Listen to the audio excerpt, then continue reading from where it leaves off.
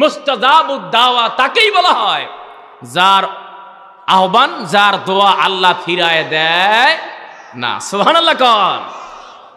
হযরত আবু হুরায়রা রাদিয়াল্লাহু তাআলা আনহু থেকে বর্ণিত, তিনি বলেন, তিন শ্রেণীর মানুষের দোয়া আল্লাহ কখনো ফিরায় দেয়, সরাসরি কবুল করেন, যে কারণে তাদেরকে বলে মুস্তাজাবাতুন। সালাসুন দাওয়াতিল মুস্তাজাবাত। তার প্রথম নম্বর বলছে লা শাক্কা, কোনো সন্দেহ নাই, ফিহিন্না, তার ব্যাপারে তার দোয়া আল্লাহ কবুল করেন। সুবহানাল্লাহ। ভাইরা আমার, প্রথম নম্বর হলো দাওয়াতুল মাজলুম। মাজলুম তাকেই বলা হয় অন্যায়ভাবে যার উপরে টর্চারিং করা হয়, যার উপরে জুলুম চালানো হয়, অত্যাচার চালানো হয়, তাকেই বলা হয় মাজলুম। আর যিনি চালান তাকেই বলা হয় জালেম। কথা বলেন, ঠিক বলছেন না ঠিক? রব্বানা আখরিজনা মিন হাযিহিল ক্বরিয়াতিজ যালিমি আহলুহা। তামাম পৃথিবীর দিকে তাকিয়ে দেখেন, আজকে মুসলিম মানবতা আল্লাহর দরবারে আর্তনাদ করছে, আল্লাহ আমরা আর পারছি না, এই জালেমদের হাত থেকে রক্ষা করো। এই আহ্বান তামাম পৃথিবীর মুসলমান মাজলুমরা আল্লাহর দরবারে আর্তনাদ করছে।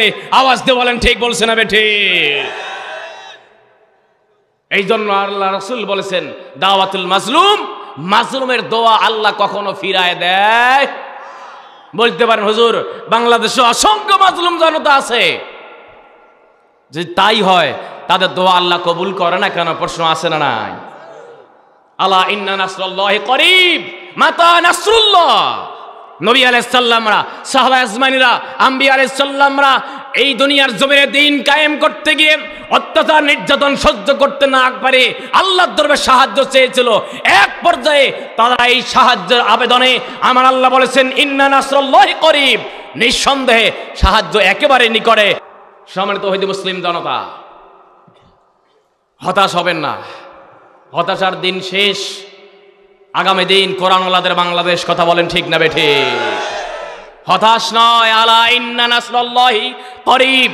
আল্লাহ রাব্বুল আলামিন বলে দিয়েছেন, আজকে তামাম পৃথিবীর দিকে যেমনি ভাবে মাজলুমদের আর্তনাদে ভারী হয়ে গিয়েছে, আকাশ বাতাস মুখরিত হয়ে গিয়েছে, অপেক্ষায় থাকেন টুডে এন্ড টুমরো, আজ হোক কাল হোক, বাংলার জমিন নয়, শুধু নয়, তামাম পৃথিবীরা, তামাম পৃথিবীকে শাসন করা হবে। শাসন করবেন এই কোরআনওয়ালারা। আওয়াজ দিয়ে বলেন, ঠিক বলছে না বেঠে?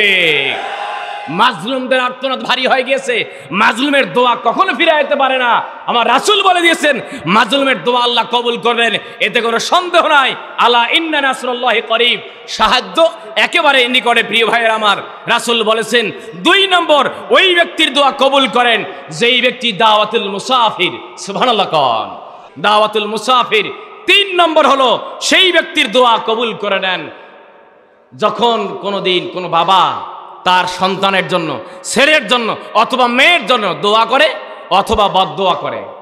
দোয়া কবুল হবে, বদদোয়া কবুল করবে কে? আরো জোরে বলতে হবে কে? তাহলে তিন শ্রেণীর মানুষের দোয়া আল্লাহ কখনো ফিরায় দেন না। মুখস্থ করে নেন। এক নম্বর মাজলুম, দুই নম্বর মুসাফির, তিন নম্বর সেই মানুষগুলো যেই বাবা, যেই মা সন্তানের জন্য দোয়া করে অথবা বদদোয়া করে। দোয়া করলে সন্তানের কপাল খুলে যাবে, বদদোয়া করলে আল্লাহ রাসূল বলেছে ইল্লা উকুকিল ওয়ালিদাইন, আল্লাহ সব গুনাহ মাফ করেন, কিন্তু পিতামাতার অবাধ্য সন্তানের গুনাহ আল্লাহ মাফ করেন না। প্রিয় ভাইয়ের আমার, এই কোরআন আওয়ামী লীগের, বিএনপির, জামাত ইসলামের, পীর মুরিদির, এই কোরআন কার পক্ষ থেকে নাযিলকৃত? এই কোরআন এমন একখানা কিতাব, আল্লাহর পরিষ্কার বক্তব্য হলো লিতুখরিজান নাসা মিনাজ জুলুমাতি ইলান নূর।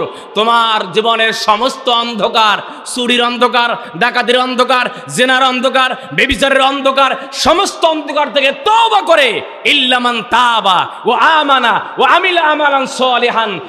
আমার আল্লাহর বক্তব্য হলো, বান্দা অপরাধ করেছো, কোরআনের কাছে ফিরে আসো, আমার কাছে ফিরে আসো, তোমার জীবনের সমস্ত অপরাধগুলো আমি আল্লাহ ডিলিট করে দিয়ে অনুরূপ সব আমলনামায় দিয়ে দিবেন। চিৎকার দিবেন আল্লাহু আকবার। ভাইরা আমার, রাসূল সাল্লাল্লাহু আলাইহি ওয়াসাল্লাম যখন এই তিনি প্রকাশ্যে দাওয়াত দিতে লাগলেন, আবু জেহেল চিন্তা করলো মুহাম্মদ যেভাবে দিনের দাওয়াত দিতেছে, যদি আমরা এখনই তাকে বন্ধ করতে না পারি, মুহাম্মদের জনসমর্থন দিনের পর দিন বৃদ্ধি পাচ্ছে, মুহাম্মদ একজন নেতা হওয়ার সম্ভাবনা হচ্ছে। মুহাম্মদকে এখানে থামিয়ে রাখতে হবে, দমিয়ে রাখতে হবে। দমিয়ে রাখতে না পারলে এমন একটা সময় চলে আসবে, যেই সময়ে আবু জেহেল যেই রাষ্ট্র ক্ষমতায়, আবু লাহাব যেই মন্ত্রিত্ব পাওয়ারে, আবু লাহাব উতবা সাহেবা সরকারের যেমন বড় পাওয়ারফুল একজন ব্যক্তিত্ব, মুহাম্মদকে দমিয়ে রাখতে না পারলে এমন একটা সময় চলে আসবে, মুহাম্মদের কাছে সমস্ত ক্ষমতা চলে যাবে। চিৎকার দিয়ে বলেন সুবহানাল্লাহ, আরো জোরে বলেন সুবহানাল্লাহ। ভাইয়ের আমার, প্রিয় ভাইয়ের আমার, আবু জেহেলের একজন চেলা নেতা আছে। নেতার বার পাতি নেতা থাকে, আছে না ভাই? ওরে বাপ রে বাপ, ওর মসে তাও দেখলে মনে হয় মৌলবিগিরি সব গোছা রাখতে হয়। কথা বলেন ঠিক না বেঠিক? নাম হলো আখনাস। আখনাস তিনি একদিন আবু জেহেলকে বলছেন, নেতাজি বুঝলাম না, আমি তো আপনার এই গ্রুপের লোক, ইসলাম বিদ্বেষীদের গ্রুপের কোনো অভাব নাই। আবু জেহেল এক গ্রুপ, আবু লাহাব এক গ্রুপ, উতবা এক গ্রুপ, সাহেবা এক গ্রুপ। আখনাস বলতেছে, নেতা গো, আমি তো আপনার গ্রুপের লোক, ব্যাপারটা বুঝলাম না। আপনি মোহাম্মদকে সাদিক বললেন, আপনার কথা শুনে মোহাম্মদকে সাদিক আমরাই বলতেছিলাম। আপনি মোহাম্মদকে আল আমিন বললেন, আপনি মোহাম্মদকে আমানতদার বললেন, এত কিছু উপাধি দিলেন, কিন্তু এতদিন পর আপনার মতো মানুষ মোহাম্মদকে বলতেছেন পাগল, জাদুকর। মোহাম্মদকে এই অপবাদ দেওয়ার পেছনে কারণ কি? সুবহানাল্লাহ। জেলখানায় যারা যায়, কেউ যায় অপরাধে, কেউ যায় অপবাদে। আসতে ঠিক বলেন, পাশের মহিলারা শুনলে আবার মাইন্ড করবে ভাই। জেলখানায় যারা যায়, কেউ যায় অপরাধে, কেউ যায় মিথ্যা অপবাদ নিয়ে। কথা বলেন ঠিক বলছি না বেঠিক? আখনাস, মিস্টার আখনাস নেতাকে বলতেছিল এভাবে। আখনাসকে আবু জেহেল ডাক দিয়ে বলল, নেতারে, যেহেতু তুমি আমার গ্রুপের লোক, তোমার কাছে আমার গোপন কথা বলতে কোনো আপত্তি নাই। মোহাম্মদ আগেও যা ছিল এখনো তা। সুবহানাল্লাহ কন। তাহলে সমস্যা কোথায়? সমস্যা হলো এমন একটা জায়গায়, আমার মতো নেতা রাষ্ট্রীয়ভাবে যদি আমি ঘোষণা দেই, আমি দেশের সরকার, যদি আমি ঘোষণা দেই মোহাম্মদ যা বলে সত্য বলে, মোহাম্মদ যা বলে সব সত্য, তাহলে আমার এই ঘোষণার মাধ্যমে বেশি সময় লাগবে না, অল্প সময়ের ব্যবধানে এই গদি, এই চেয়ার মোহাম্মদের দরবারে চলে যাবে। চিৎকার দিবেন আল্লাহু আকবার। আজকেও যারা কোরআনকে নিয়ে ষড়যন্ত্র করে, পিছনে অন্য কোনো কারণ নয়, একটি কারণ, কোরআন যদি কখনো সংবিধানে চলে যায়, রাত 12টার পর বোতল খাওয়া সম্ভব হইবে। কোরআন যদি কখনো সংবিধান হয়, গরিব মিসকিন বিধবাদের আত্মসাৎ করা যাবে না সেই কার্ডগুলো। আওয়াজ দিয়ে বলেন ঠিক বলছে না বেঠিক? কোরআন যদি কখনো সংবিধানে আসে, তখন বিপর্যয় চলাফেরা করা কোনো সুযোগ। ভাইয়েরা আমার, আবু জেহেল চিন্তা করলেন, এভাবে চলতে থাকলে এমন একটা সময় চলে আসবে, যেই সময় মোহাম্মদ এই কাজটি করবে, মোহাম্মদের কাছে সমস্ত কর্তৃত্ব চলে যাবে। আবু জেহেল এখন চিন্তা হলো, কিভাবে রাষ্ট্রীয়ভাবে মোহাম্মদের ব্যাপারে সিদ্ধান্ত নেওয়া যায় সংসদে বিল পাস করার মাধ্যমে। এই যে কয়েকদিন আগে 2019 সনের যখন কোভিড-19 আমাদের দেশে লকডাউন ঘোষণা দিল, আমরা ইচ্ছায় হোক আর অনিচ্ছায় হোক আমরা মাস্ক পরে রাস্তাঘাটে চলেছি। কথা বলেন ঠিক না বেঠে? আবারও সম্ভাবনা হচ্ছে। প্রিয় ভাইয়ের আমার, কথা বলার অনেকগুলো পয়েন্ট ছিল। কেন আল্লাহর গজব আসে? এই কোরআন তিবিয়ানাল লিকুল্লি শাইইন, জীবনের এমন কোনো বিষয় নেই, এমন কোনো পরিস্থিতি নেই যার আলোচনা আল্লাহ কোরআনে করেন নাই। সুবহানাল্লাহ কর। সেই রকম দিনে কোভিড-19 কারণে বাধ্যতামূলকভাবে মাস্ক বন্ধ করে দেওয়া হলো, মাস্ক দিয়ে আমাদের চলাফেরাকে সীমিত করা হলো। ভালো কথা, কোনো সমস্যা নেই, আমরা করেছি। আমার এই পয়েন্ট নিয়ে আসার পেছনে কারণ হলো এই, আজকে যদি এই হয়, সরকার বিভিন্ন সময় মাদকের বিরুদ্ধে যুদ্ধ ঘোষণা করে কি করে না? আমার আল্লাহ 1500 বছর আগে এই কালামে মাদকের বিরুদ্ধে যুদ্ধ আগেই ঘোষণা করে দিয়েছেন। তাহলে এটাই পরিষ্কার যে আল্লাহর কালাম কখনো সংবিধানে যায়, আল্লাহর কালাম যদি মুসাফির না হয়, মুকিম হয়, সংবিধান যদি কোরআন দ্বারা শাসিত হয়, আমার দেশের মাদক সম্রাজ্ঞীগুলো যারা রাতের রানী পরিমণিরা এই মদের কারবারি করার কোনো সুযোগ পাবে? প্রিয় ভাইয়ের আমার, কি বলবো দুঃখের কথা, কি বলবো দুঃখের কথা। সব চলে কিন্তু মাহফিলে বহু বেকায়দা কথা বলেন, ঠিক না বেঠিক?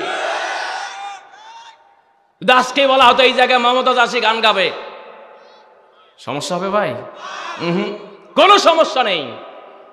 কিন্তু দুর্ভাগ্যজনক হলো সত্য, অনেক কষ্ট, অনেক যাতনা, অনেক বেদনা অন্তরে। এটি শুধু আমার নয়, এই হলকানাবাসীর, কুড়িগ্রাম সদর উপজেলাবাসীর। আওয়াজ দিয়ে বলেন ঠিক বলছে না বেঠে? ভাইরা আমার, রাসূল সাল্লাল্লাহু আলাইহি ওয়াসাল্লাম দাওয়াত দিচ্ছেন। আবু জেহেল সংসদ অধিবেশন ডাকলেন। কিভাবে মুহাম্মদের দাওয়াত বন্ধ করে দেওয়া যায়? বিশ্ব নবী জনাবে মুহাম্মাদুল আরবি সাল্লাল্লাহু আলাইহি ওয়াসাল্লামের এই কর্মসূচি বন্ধ করার নিয়ত করে সংসদ অধিবেশন ডাকলেন, যাতে করে মুহাম্মদের দিনের দাওয়াত, মুহাম্মদ যেই দিনের দাওয়াত দেয় সেই দিন যেন বিজিতভাবে প্রকাশ না পায়। এই চিন্তা করে সংসদে অধিবেশন ডাকলেন। সিদ্ধান্ত, মুহাম্মদ যেভাবে দিনের দাওয়াত দিচ্ছে, যেভাবে মুহাম্মদ দিনের দাওয়াত দিচ্ছে, দিনের পর দিন মুহাম্মদের জনসমর্থন বৃদ্ধি পাচ্ছে, মুহাম্মদ বড় ধরনের নেতা সাজতেছে, নেতা হওয়ার সম্ভাবনা আছে। যেই কারণে রাসূল সাল্লাল্লাহু আলাইহি ওয়াসাল্লামের এই দাওয়াতকে প্রত্যাখ্যান করার জন্য সংসদে বিল পাস করবে। সংসদে যখন কোনো বিল পাস করে, সংসদে কণ্ঠ ভোটের মাধ্যমে মতামত নেওয়া হয়। আবু জেহেল লানাতুল্লাহি আলাইহি ঘোষণা করলাম, সংসদ অধিবেশন ডেকে ঘোষণা করলো, দেখো আমার সদস্য ভাইয়েরা, মুহাম্মদ যেভাবে দিনের দাওয়াত দিচ্ছে, এখনো থামাতে না পারলে সব কিছু আমাদের হারাতে হবে। সুতরাং তোমরা আমাকে পরামর্শ দাও, আমাকে সাজেশন করো, আমাকে পরামর্শ দাও, মুহাম্মদের দাওয়াত কিভাবে বন্ধ করা যায়, দিন ইসলাম যেভাবে কায়েম করার চিন্তা করছে কিভাবে বন্ধ করা যায়। চিৎকার দিয়ে বলেন নাউজুবিল্লাহ। ওয়াকাল আল্লাযীনা কাফারু লা তাসমাউ লিহাযাল কোরআন। সংসদে সে পাশও করেছিল যে কোরআনের তেলাওয়াত শুনবা না। যেখানেই কোরআনের তেলাওয়াত করে, যেখানেই কোরআনের দর্স হয়, যেখানে হাদিসের দর্স হয়, যেখানে বিশ্বনবী সাহাবা আজমাইনদেরকে এরকম নিয়ে কোরআনের মঞ্চ সাজায়, কোরআন তো শুনবা না, বরং কোরআনের বিরুদ্ধে তোমরা হট্টগোল করো, গ্যামজাম চালাও, বিশৃঙ্খলা চালাও, যাতে করে মুহাম্মাদের অনুসারীরা কোরআনের তেলাওয়াত শুনিতে না পারে। আওয়াজ দিয়ে বলেন ঠিক বলছি না বেঠি? তাহলে এই ষড়যন্ত্র আছে, ছিল এবং আগামীতেও থাকিতে। ভাইয়েরা আমার, আবু জেহেল লানাতুল্লাহি আলাইহি যখন এই প্রস্তাব চাওয়া হলো, মুহাম্মাদের ব্যাপারে মতামত দাও, কোন পথে অগ্রসর হব, কোন পথে আমরা আগাবো, এই চিন্তা করে আবু জেহেল যখন এই প্রত্যাখ্যান প্রস্তাব যখন করলেন, সঙ্গে সঙ্গে এক একজনের পক্ষ থেকে এক একটা সিদ্ধান্ত চলে আসলো। আমার আল্লাহ বলেন, ওয়াইয ইয়ামকুরু বিকাল্লাযীনা কাফারু লিয়ুসবিতুকা আও ইয়াকতুলুকা আও ইউখরিজুক। আল্লাহু আকবার। তাহলে যারা এই দিনের দাওয়াত দিয়েছে যুগে যুগে, আমার আপনার কলিজার টুকরা নবীও এই দাওয়াত দিতে গিয়ে তিনিও নিরাপত্তায় ছিলেন না, তার বিরুদ্ধেও ষড়যন্ত্র করা হয়েছিল 3টা। আসতে বলেন কয়টা? আরো জোরে কয়টা? তাহলে বিশ্বনবী দিনের দাওয়াত দিতে গিয়ে তিনটা সমস্যার সম্মুখীন বিশ্বনবী হয়েছিলেন। আপনি যদি আজকে নবীর খাঁটি উম্মত হন, আমার বিশ্বনবীর সেই উম্মত যদি আপনি দাবি করেন, আপনার নাম যদি ইমানদারের খাতায় রেজিস্ট্রেশন করে থাকেন, যদি আপনি বিশ্বনবীর উত্তরসূরি মনে করেন, আপনার দাওয়াত যদি হকের হয়, হকের দাওয়াত হলে আপনার জীবনে দিনের দাওয়াত দিতে গিয়ে তিনটা পরিস্থিতির শিকার হতে হবে। চিৎকার দিয়ে বলেন ঠিক না বেঠে? প্রিয় ভাইয়েরা আমার, লম্বা কথা, রাসূল দাওয়াত দিলেন, সংসদে প্রস্তাব আসতেছে এভাবে, বলতেছে মুহাম্মদকে যদি আমরা জেলখানায় বন্দী করে রাখি, কোথায়? একটু আস্তে কন, কোথায়? আরো জোরে বলতে হবে, কোথায়? মুহাম্মদকে জেলখানায় বন্দী করতে পারলে মুহাম্মাদের কোনো ছেলে নাই, মুহাম্মাদের যারা অনুসারী, জেলখানায় বন্দী যখন করা হবে অনুসারীরা ভীত সন্ত্রস্ত হয়ে যাবে। কিন্তু আবু জেহেল জানে না, ওয়ালা নাবুলুওয়ান্নাকুম বিশাইইম মিনাল খাউফি ওয়াল জুই ওয়া নাকসিম মিনাল আমওয়ালি ওয়াল আনফুসি ওয়াত তামারাত ওয়া বাশশিরিস সাবিরিন।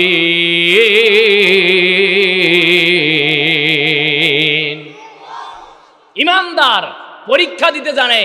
একজন ছাত্রের ভালো মন্দ নির্ণয় হয় পরীক্ষার মাধ্যমে, অটোপাসের মাধ্যমে নয়। কথা বলেন ঠিক না বেঠিক? আপনি ইমানদার দাবি করলে আহাসিবান নাস আইয়ুতরাকু আইয়াকুলু আমান্না ওয়া হুম লা ইফতানুন, আল্লাহ বলেছে তুমি মনে করছো যে আমি ইমানদার, আমি তো নামাজও পড়ি, আমি রোজাও করি, আমার জীবনে কোনো পরীক্ষা আসিবে না। তাহলে বুঝতে হবে পরীক্ষা না আইলে আপনার এই ইমান দিয়ে আপনি পরীক্ষিত ইমানের দাবি রাখতে পারেন না। ভালো ছাত্র যতই মেধাবী হোক না কেন, পরীক্ষায় যদি ফেল করে এই ছাত্রকে ভালো আমরা কখনো বলি। ভাইয়ের আমার, তাহলে প্রথম নম্বর ষড়যন্ত্র হলো ইমানদার হকের দাওয়াত দিবে, যদি কোনো বান্দা নবীর তরিকায় দেয় দাওয়াত, নবীর তরিকায় দাওয়াত দিলে প্রথম নম্বর ষড়যন্ত্র তার জন্য আসতে পারে জেলখানার ভয়। আমাদের সমাজের কিছু মানুষ আছে, শবে বরাত আসলে মিষ্টি খাওয়া সুন্নাত,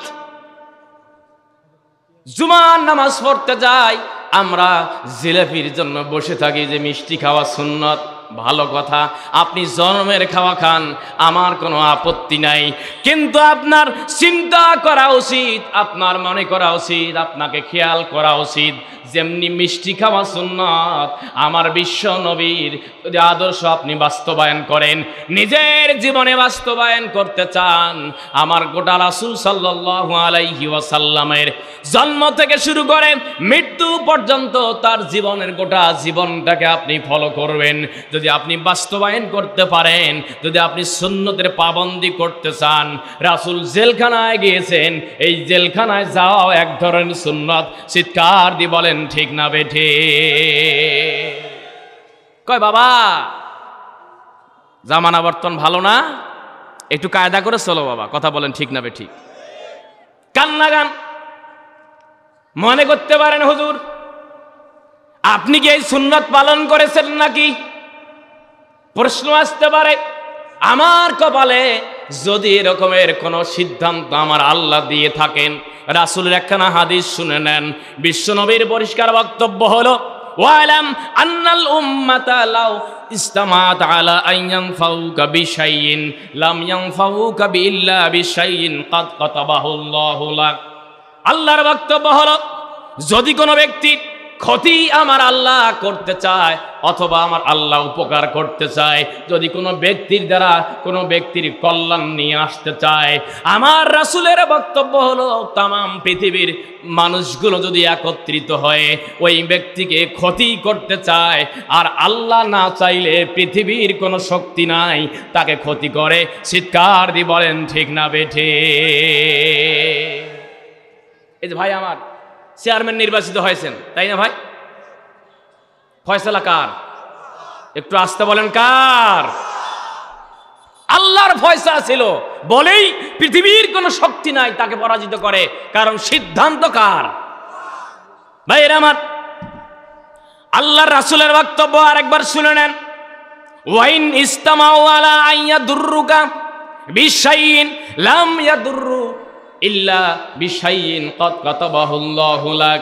আমার রাসূল বর্ণনা করেন, যদি কোনো ব্যক্তির ক্ষতি আমার আল্লাহ করতে চায় আর তামাম পৃথিবীর মানুষগুলো ক্ষতি না চায়, আল্লাহ রাসূল বর্ণনা করেন ওই ব্যক্তির ক্ষতি হবে। তামাম পৃথিবীর মানুষ ঐক্যজোট করেও তাকে স্বাভাবিক রাখতে পারবে না। চিৎকার দিয়ে বলেন সুবহানাল্লাহ। তাহলে আরো সহজে বলি, কয় যার মরণ যেখানে, বলেন বলেন বলেন, নাও ভরা করে যায় সেখানে। আজকে আমার এই জায়গায় রেজেক আছে কিনা জানে কে? এই জায়গায় আজকে একজন ভাইয়ের রেজেক নাই, রেখেছেন কে? আর জোরে বলতে হবে কে? তাহলে রেজেকের মালিক আল্লাহ, ফয়সালা করার মালিক তিনি। ভাইয়েরা আমার, তাহলে রাসূল সাল্লাল্লাহু আলাইহি ওয়াসাল্লাম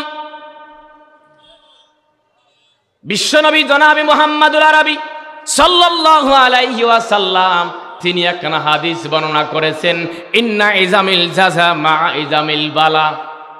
রাসূল বর্ণনা করেন, যেই ব্যক্তির উপরে যেমন মুসিবত, যেমন পরীক্ষা, যেমন ফলাফল আসবে, যেমন কষ্ট আসবে, যেমন মুসিবত চলে আসবে, আল্লাহর বান্দাকে আল্লাহ ওই বান্দাকে তত ভালোবাসবেন, চিৎকার দিয়ে বলেন সুবহানাল্লাহ। অর্থাৎ একজন ভালো ছাত্র, এ প্লাসধারী ছাত্র যেমন পড়াশোনা করে আর বি গ্রেড পেয়েছে, একই পড়াশোনা হয় ভাই? একই পড়াশোনা হয় না, দুজনেই ছাত্র, কিন্তু পড়াশোনা, পরিশ্রম, সময় দান সব মিলে সার্বিক বিবেচনায় যে ভালো রেজাল্ট করে তার জীবনে বেশি কষ্ট আসে, 2 বছর কষ্ট করে আর একটা রেজাল্ট পায়। কথা বলেন ঠিক বলছে না বেঠি? ইন্না ইজামিল জাযা মা ইজামিল বালা, ইন্নাল্লাহা ইযা আহাব্বা কওমান ইবতালাহুম। আল্লাহ বলেন, যদি কোনো জাতিকে, যদি কোনো গোষ্ঠীকে আল্লাহ ভালোবাসেন, পছন্দ করেন, যাদেরকে পছন্দ করেন, এই ব্যক্তির ব্যাপারে কথা হলো ফামান রদিয়া ইবতালাহুম ফামান রদিয়া, আল্লাহ তাকে সেই রকমের পরীক্ষা দেন। চিৎকার দিবেন আল্লাহু আকবার।